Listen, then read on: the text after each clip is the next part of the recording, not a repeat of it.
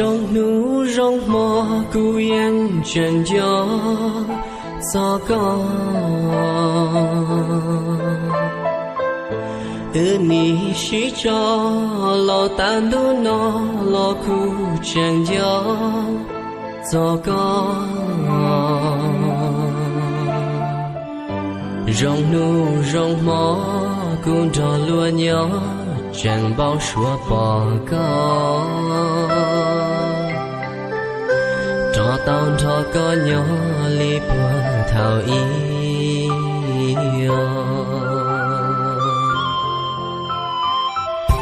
rong trái rong nhung cu yên chẳng đông sao có gạo mong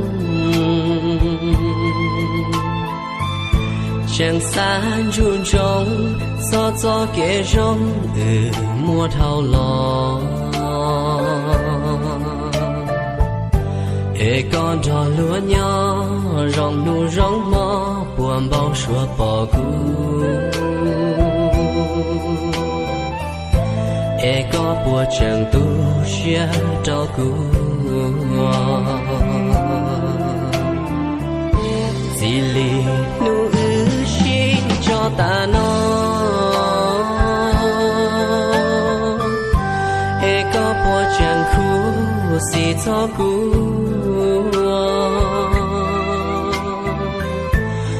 gió kể rong bùa mua trao có thảo con trò lúa nhỏ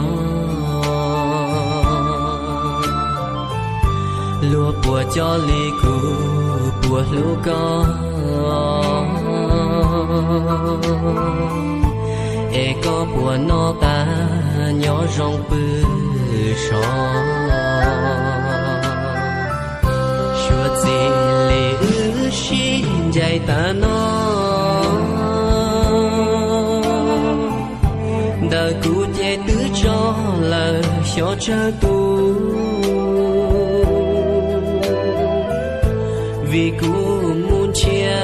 tao tu chỉ rong xin gì cụ chia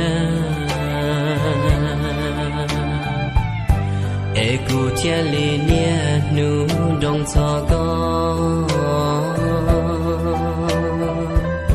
che yếu chỉ mua đùa tia có lời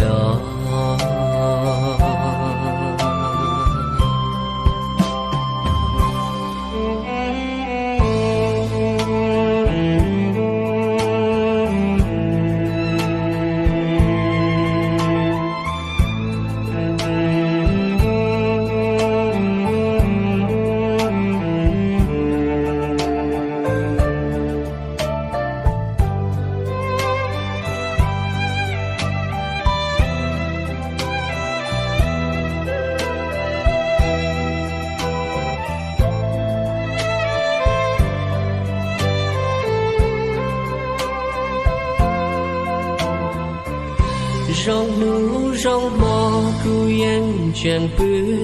buồn bao xóa bỏ qua mùa chẳng cho thảo bao xóa bỏ chẳng xí lu con nì lon cho cu tao in vừa kể lo là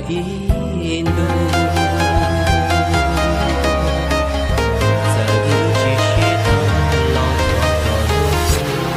Walking alone, the streets are empty. The only thing I can see is my own silhouette. I'm getting stronger, step by step. The clock is ticking, but there's no time for me.